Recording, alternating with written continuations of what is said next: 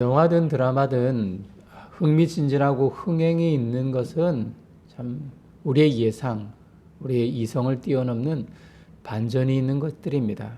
뻔한 이야기나 긴장감이 없는 그런 전개는 돈 내고 혹은 시간을 투자하여서 더 그런 본 그 보람이 전혀 없습니다. 전혀 생각하지 못한 일들이 일어날 때 모두에게 박수를 받죠. 우리가 계획합니다. 또 우리가 생각하고 그 모든 일들을 추진합니다. 그리고 그 모든 것들이 아주 완벽하게 진행되고 좋은 결과를 낼 것이라고 생각을 하지만 우물안 개구리 같은 처지에 놓이게 될 때도 간혹 있습니다. 또 다른 경우에는 참 두렵고 떨리죠. 소심하기도 합니다. 그래서 다가가기도 힘들고요. 참 기대는 하지만 전혀 소망도 품지 못하는 그런 상황 속에 있지만, 그러나 이런 모든 일들이 우리 예상과는 달리 별 문제가 아닐 때도 간혹 있습니다.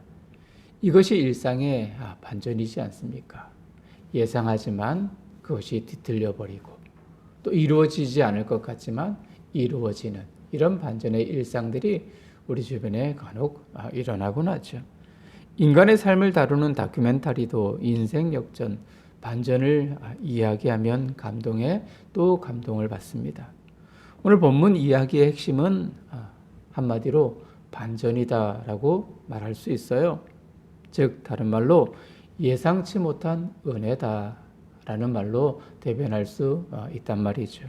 반전을 통해 은혜를 입은 이들이 과연 누구고, 특별히 반대로 인해서 또 추락한 이는 누구인지를 살펴보도록 하겠습니다. 민수기 22장 6절과 7절 말씀을 참고해 보면 이스라엘 백성들의 징계가 끝이 다가온다는 것을 확인할 수 있어요. 광야를 38년 동안 배회했습니다. 그 이유가 무엇인지는 우리는 잘 알고 있어요. 가나안 땅, 하나님께서 허락하여 주시는 귀한 선물의 땅이고 그들이 영원히 거주해야 할 땅이지만 그 땅을 정탐하고 돌아온 그런 정탐꾼들의 부정적인 보고와 더불어서 이스라엘 모든 백성들의 그 마음, 그 간담이 쓸어내리고 하나님을 그리고 모세를 원망했던 그 이유로 인해서 이스라엘 백성들이 광야를 배회했습니다. 이제 그 기간이 지나서 다시 가나안 인근으로 진군하기 시작합니다. 이 과정에서 몇몇 전투도 있었습니다. 특별히 아모리 왕 시혼 그리고 바산 왕 옥, 그들과의 전투에서 이스라엘 백성들이 대승을 거두었습니다. 그 원동력은 하나님이 그들과 함께 하셨기 때문에, 하나님이 그 모든 이방의 그런 나라들을 이기게 만들어 주셨기 때문입니다. 하나님의 도우심으로 이스라엘은 큰 승리를 거두었죠. 이제 이스라엘은 가나안 땅 입구 지역에 해당하는 모압 평지에 진을 칩니다. 성경을 보면 여리고 맞은편이다라는 그런 아주 소상하게 우리들에게 소개를 해주고 있지요. 자, 당연 모압을 다스리는 왕 발락입니다. 발락은 이러지도 저러지도 못할 처지에 놓이게 되어져 있어요. 왜냐하면 들려오는 소식들, 이스라엘 백성들과 대적하여 싸웠던 모든 나라들이 어떻게 되어졌다고요? 패망했다. 힘들어졌다라는 그 소식들을 들었기 때문입니다. 반면 대항하여 싸우려 하니 그런 다른 나라들처럼 패망할 것 같기도 하고, 또 그냥 그저 보니 나라의 모든 영토가 쑥대밭되어질 것 같고, 또 왕인 자신이 그냥 가만히 있다는 것이 체면이 말이 아닙니다. 자, 발락은 모압과 미디안 장로들과 상의 후 발람이라는 점쟁이, 성경에는 선지자라고 표현을 하고 있습니다만, 그를 불러서 이스라엘을 저주하기로 했습니다. 자, 발람은 그 지역에 뛰어난 선지자로 알려져 있습니다만 실제로 선지자가 아니라 점쟁이다라는 말로 대변하는 것이 더 정확한 표현이라고 생각합니다. 주술가 정도 되겠죠. 이에 장로들은 왕의 명령을 따라서 복채, 점이나 주술을 하면 그에 상응하는 돈이나 물질을 제공하는 것을 가리켜서 복채라고 이야기를 하죠. 그 복채를 가지고 발람을 초청합니다. 그런데요, 이상한 일이 발생합니다. 발람, 점쟁입니다. 이 발람이 발락, 잘 들으셔야 됩니다. 모압 왕이죠. 자, 발락에게 가는 동안 하나님의 사자와 3번이나 대면합니다.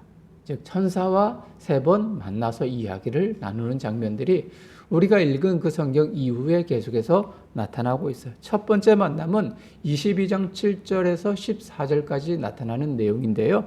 자, 하나님은 발람에게 이렇게 이야기하셔요. 그들을 따라가지 말라. 초청에 응하지 말라라는 이야기입니다. 이렇게 명했지만 발람은 하나님의 말을 듣지 않습니다. 왜죠? 돈에 눈이 멀었기 때문이에요. 진짜 힘의 근원이 누구인지를 알지 못하기 때문입니다. 여러분, 신앙인이라고 우리는 말하고 듣습니다. 즉 크리스천, 예수 그리스도를 따르는 하나님의 성도가 우리들의 존재 가치죠. 그런데 이렇게 말하는 우리도 그렇습니다. 물질이 많아지는 일이라면, 내 수입과 내 명예와 내 권력이 많아지는 일들이라면 우리 신앙과 믿음은 좀 잠시 뒤로 그리고 수면 아래로 잠시 내려놓고 그것을 따라가는 습성이 우리 안에 있단 말입니다.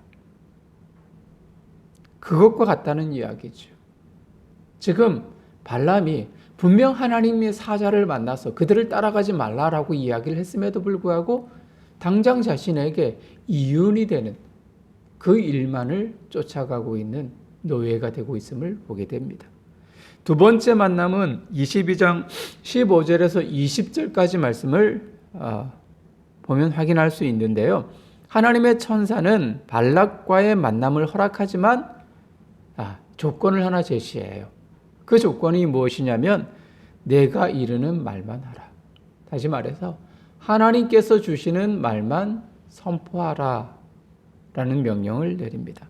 자기 생각을 말하지 말고 하나님이 주시는 말만을 하라라는 것이죠.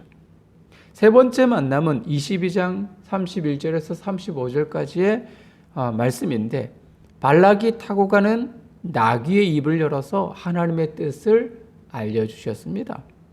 발람이 타고 가던 나귀가 3번이나 앞으로 진행하기를 거부했습니다. 그때마다 이 점쟁이는 발람은 나귀를 계속해서 채찍질했어요. 하나님은 나귀의 입을 열어서 말하게 합니다. 이때 발람의 눈이 열렸죠.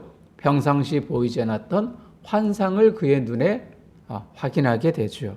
그의 눈에는 나귀가 지나가야 할 그 좁은 길에 천사가 칼을 차고 있음을 확인하게 됩니다. 만일 나귀가 그냥 지나갔다면 어떻게 되었을까요? 발람이 천사의 칼에 의해서 죽임을 당하게 되었던 거죠. 하나님이 그의 눈을 열어서 그 모든 기이한 것들을 보게 하셨던 겁니다. 사랑하는 성도님들, 천사와의 하나님의 사자와의 3번의 그 만남을 통해서 우리는 발람이 어떤 사람인지를 느낄 수가 있습니다. 그는 선지자가 아닙니다. 말씀을 드렸듯이 점쟁이입니다. 주술가일 뿐입니다. 돈만 밝히는 사람입니다. 능력도 없어요. 어떤 측면에서요? 자신의 미래가 어떻게 될지를 알지 못합니다. 그저 나귀만을 채찍질할 뿐입니다. 나귀에게도, 나귀와의 대화 속에서도 내게 만일 칼이 있다면 너를 금방 쳐서 죽였을 것이다. 그 모습이 곧 자신의 모습이었는데도 불구하고 자신의 상황도 알지 못하는 능력이 없는 형편없는 무속인입니다. 하나님의 뜻도 의지도 알지 못하는 어리석은 사람이었던 거죠. 하나님은 나귀와 천사를 통해서 그의 실체를 고스란히 알게 하셨습니다. 세상의 나라와 사람들이 그러하지 않습니까? 하나님의 뜻을 알지 못합니다. 그래서 그분의 뜻을 대적합니다. 특별히 하나님의 성도인 우리들을 괴롭히고요. 우리들의 성공을 그저 바라보지 못합니다. 오히려 음모를 꾸미죠. 내 의지와 성공을 위해서 하나님의 하시는 일도 막아보려고 합니다. 잠깐의 성공은 있을 수 있습니다만 그 역시 정말 잠깐일 뿐이에요. 하나님을 이길 수 없고요. 능력이 없는 무능한 존재인 그 존재가 바로 세상이고 세상의 영혼들임을 여러분 아시길 바랍니다. 최근요, 자동차 회사들이 호황을 누리고 있다고 합니다.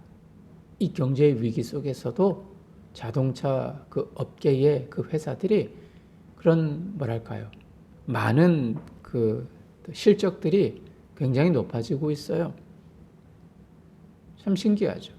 여러분 신차, 새로운 차를 구입하기 위해서 신청하면은 1년에서 2년을 기다려야 받을 수 있다고 합니다. 그만큼 참 많이 팔리기도 하고요. 또 대기하는 그 기간도 오래입니다. 이렇다 보니까 자연히 협력 회사들, 부품 회사들도 그런 당연히 매출도 급격히 오르겠죠. 하지만 여러분, 속이 빈 강정에 불과합니다. 왜죠? 코로나 상황이 장기화되고 있습니다. 그리고 전쟁의 위협으로 원자재 가격이, 부품의 가격이 우리나라에서 그렇게 만들지 못하잖아요. 철강 제품들은, 원자재들은 다 우리나라가 수입을 해서 자동차 회사들 또 부품들을 이렇게 제작을 하거든요. 근데 여러분 생각해 보세요. 원자재 가격이 오르면 자동차 가격도 올라가겠죠. 그리고 아무리 많이 판다 할지라도 만드는 부품의 원자재 가격이 높아지기에 많이 팔면 팔수록 회사는 득이 아니라 손해인 것입니다. 그래서 매출이 많을수록 더 적자에 시달리고 있는 형편입니다. 참 아이러니하죠. 신앙에도 이런 현상들이 있습니다. 신앙이 좋다고 여기지만 신앙, 믿음보다 세상의 관점에 더 관심을 두고 우선을 둔다면 상대적으로 부할 수 있고요. 그 능력도 세상의 영혼들과 세상의 관점 속에서 부러움의 대상이 될 수는 있겠지만 그 안에 담긴 성령의 능력은 빈곤해지는 현상을 드러낼 수밖에 없는 거예요. 여러분 스스로 진단해 보셔도 될 것 같아요. 나는 바빠서, 또 무엇 때문에. 물론 그래서 살기는 형편이 좋아질런지는 모르겠지만 마음의 허전함을 느끼는 것은 바로 믿음의 빈곤 현상, 성령의 부재 현상이다 라는 것을 우리 스스로 진단할 수 있는 겁니다. 발람을 통해서 하나님은 우리에게 우리의 현 신앙의 주소를 진단해 주고 계심을 잊지 말아요. 자, 아주 보기 힘든 희한한 광경을 우리는 보았습니다. 그렇죠? 나귀가 말하는 것도 우리가 평상시에 동물과 여러분 대화할 수 있습니까? 여러분 물론 동물의 심정 잘 이해하는 사람들이 전문가들이 있긴 해요. 그렇죠? 요즘에 TV에 많이 방영되는 개나 고양이나 그런 등등의 그런 습성들을 잘 이해해서 그들이 온순해지게 만들기도 하고요. 또 사람의 그런 마음들을 잘 이해할 수 있도록 만들어가는 그런 요소도 있지만 그 동물들과 직접 대화하는 것은 우리가 상상하기 힘든 장면들입니다. 천사가 칼을 차고 있는 것은 평탄한 일상을 사는 우리에게 믿기 힘든 모습입니다. 그런데 이보다 더 큰 반전은 지금이에요. 이스라엘을 저주해야 할 발람이, 지금 발람이 이스라엘을 저주하기 위해서 돈을 받고 발락을 만나기 위해서 가거든요. 근데 발락과 만나서 결론적으로 이스라엘 백성들을 저주해야 할 발람이 도리어 이스라엘 백성들을 어떻게 하고 있나요? 축복하고 있다는 것이 반전입니다. 23장 11절, 12절 그리고 21절을 참고해 보면 말씀을 이해할 수 있어요. 자, 모압 왕이 누굽니까? 발락입니다. 그가 발람, 무속인 점쟁이입니다. 그를 만났어요. 얼마나 흥분되었을까요? 용하고요. 점도 잘 친다는 소문을 들었습니다. 그리고 예언하고 선언하는 일들이 척척 그대로 이루어진다는 그 이야기도 들었습니다. 그러하기에 이스라엘을 저주하면 그 민족은 저주받아 멸망할 것이라고 발락은 생각을 했어요. 가시아와 같은 존재인 이스라엘이 저주로 몰락하고 그 민족에 대한 두려움에서 벗어날 수 있으리라라는 생각도 품었습니다. 하지만 발람은 이렇게 말합니다. 하나님이 주신 말만 할 수 있습니다. 내게 하나님이 말씀하신 그 말씀만 저는 선언할 수 있습니다. 그런데 이 말에 왕은 개의치가 않아요. 왜요? 저주만 하면 된다. 그리고 그 일이 그대로 이루어지면 된다. 그렇게 생각을 하고 있었거든요. 자, 드디어 발람이 말을 하기 시작합니다. 하나님이 저주하지 않으신 자를 내가 어찌 저주하며 여호와께서 꾸짖지 않으신 자를 내가 어찌 꾸짖으리라. 23장 8절입니다. 그리고 이스라엘을 축복하기 시작합니다. 세 가지로 축복을 합니다. 자, 첫 번째 축복은 이스라엘 백성은 누구도 그 어떤 사람도 셀 수 없을 만큼 번성할 것이다. 여러분, 이것이 이스라엘 백성들의 저주입니까? 축복입니까? 축복이죠. 이스라엘 백성들이 번성할 것이다. 지금도 그렇잖아요. 인구가 많은 것이 나라의 힘입니다. 최근에 우리나라든 일본은 조금 회복되었지만 우리나라는 지금 출생률이 1도 안 됩니다. 0.8 조금 넘는 그런 수준. 위기입니다.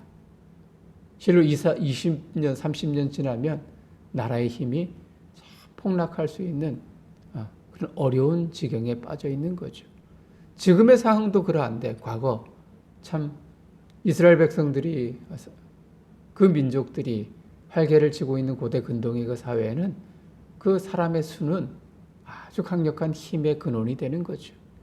지금 발람이 이스라엘 백성들을 향해서 선언하는 첫 번째는 누구도 셀 수 없을 만큼 번성할 것이다라고 축복합니다. 두 번째, 이스라엘에게 주신 하나님의 약속은 반드시 이루어지고 그들은 암사자같이 일어나 움킨 것을 먹을 것이다. 이렇게 축복합니다. 하나님의 약속, 이스라엘을 향한 하나님의 모든 약속은 성취되어질 것이고 그들은 강력한 힘을 가진 나라가 될 것이다. 세 번째, 이스라엘을 축복하는 자는 복을, 저주하는 자는 저주를 받을 것이다. 지금 발락은 이스라엘 백성들을 저주하라고 발람을 불렀어요. 그런데 도리어 발람은 예언하기로 이스라엘 백성들을 향하여 축복하기로 이스라엘 백성들을 축복하는 자는 복을, 저주하는 자는 저주를 받을 것이다. 즉 이는 다른 말로 발락 너는 저주를 받을 것이다. 도리어 이스라엘 백성들은 복의 근원이 될 것이다 라는 축복의 메시지죠. 이스라엘을 저주하기 위한 목적으로 발람을 불렀지만 반전이 일어났어요. 반전입니다. 도리어 그들을 축복했던 거죠. 세상 나라가 하나님 나라를 대적하려 하지만 하나님은 도리어 그들을 사용해 하나님의 백성의 복을 주심을 우리의 눈으로, 우리의 귀로 보고 들을 수 있는 거예요. 인생 반전을 이룬 요셉의 이야기 여러분 잘 알고 계시죠? 우리는 익히 들어서 알고 있습니다. 형들이 그를 대적했습니다. 시기했습니다. 질투했습니다. 심지어는 그를 죽이려 했고요. 애굽으로 팔아버렸습니다. 애굽으로 건너갔지만 그는 또 모함을 당하죠. 참 선한 일, 최선의 그 일들을 그의 맡은 자리에서 행했지만 도리어 억울한 누명을 쓰고 감옥에 갇혔습니다. 감옥에서 동일했고요. 이런 모든 어려움이 그 요셉의 주위에 있었지만 그러나 요셉 그를 만나주시는 하나님의 은혜, 하나님이 반전을 이루셔서 요셉을 애굽의 총리로 삼으셨어요. 그리고 형들을 만났을 때 요셉은 이렇게 그들에게 고백하죠. 당신들은 나를 죽이려 했지만 하나님은 그것을 선으로 바꾸셨습니다. 즉 다시 말해서 하나님이 내 인생에 개입하셔서 반전을 이루어 가시는 주인이셨습니다. 라는 고백이었습니다. 우리를 향해서 세상은 계속해서 이용합니다. 우리를 넘어뜨리려고 합니다. 도전하고 우리를 몰아세웁니다만 우리를 향한 하나님의 계획은 언제나 성취됩니다. 하나님의 반전은 언제나 우리의 편임을 여러분 잊지 말아요. 이 약속을 의지하며 절대 포기하지 않는 인생의 걸음을 걸어가는 늘사랑의 모든 식구들, 성도님들 되시기를 주님의 이름으로 축복합니다. 사랑하는 성도님들, 반전이 끝은 아닙니다. 이것이 반전의 마지막은 아니에요. 또 다른, 더 극적인 반전이 성경에 기록되어져 있습니다. 발람이 이스라엘을 축복하고요. 이제 예언하는 말씀이 나타나는데요. 예언의 말씀을 보도록 하겠습니다. 민수기 24장 14절 말씀을 보면 이런 말씀이 있습니다. 이스라엘에서 한 별, 그리고 한 규가 나와 셋의 자식들을 무찌르고 다 멸할 것이다. 이렇게 이야기를 합니다. 여기서 한 별이라는 것은 하늘의 별이죠. 존귀한, 아주 빛나고 고귀한 존재를 가리키는 거예요. 한 규라는 것은요, 지팡이를 이야기하는 겁니다. 특별히 지휘권을 가지고 다스리고 명령하고 모든 것을 통제하는 왕의 권력, 힘을 상징하고 있는 겁니다. 그리고 셋의 자식들은 모압과 에돔 족속을 가리킵니다. 즉 이스라엘에게서 큰 왕이 나타나서 모압과 에돔을 다 점령할 것이다, 무찌를 것이다 라는 예언의 말씀입니다. 이 예언은 이스라엘의 위대한 왕 누구죠? 다윗을 통해 성취되고 있음을 봅니다. 사무엘하 8장 2절에서 14절 말씀을 보면 하나님의 약속대로 이스라엘 백성들은 가나안에 들어갑니다. 그리고 민족을 형성하고요. 1대 왕이 사울이고 그 2대 왕이 다윗이잖아요. 다윗이 모압과 에돔을 정복한 성취는 세상을 이기신 예수 그리스도에게서 일어나셨어요. 그분은 십자가에서 죽으셨습니다. 하지만 부활하셔서 사탄과 죽음의 권세를 무너뜨리고 온 세상의, 온 우주의 진정한 왕으로 등극하셨어요. 발람의 입을 빌어 예언하도록 하신 말씀이 다윗, 그리고 그분의 후손으로 오신 예수 그리스도를 통해서 완전히 성취되고 있음을 우리는 확인하게 되는 거죠. 하나님은 약속을 꼭 지키시고 자기의 백성, 자기의 민족, 당신의 자녀들을 향한 하나님의 돌보심은 끝이 없고 무궁하다는 사실을 느낄 수 있는 거예요. 하나님이 이루신 반전이 참 놀랍죠. 세상 나라의 왕인 발락은 하나님 나라가 두려워 대적하려 합니다. 발람을 이용해 이스라엘을 저주하고 멸망시키려 했어요. 그러나 하나님이 반전을 이루셨습니다. 미물인 나귀의 입을 빌어서, 그리고 천사의 모습을 통해서, 그리고 발람의 입을 열어 저주가 아닌 축복으로, 그리고 예언을 통하여서 하나님의 말씀이 성취되고 이루어지는 그 모습, 특별히 다윗을 통해서 예수 그리스도 그분을 통해서 완벽히 성취되고 이루어지는 그 모습을 우리는 보고 있단 말입니다.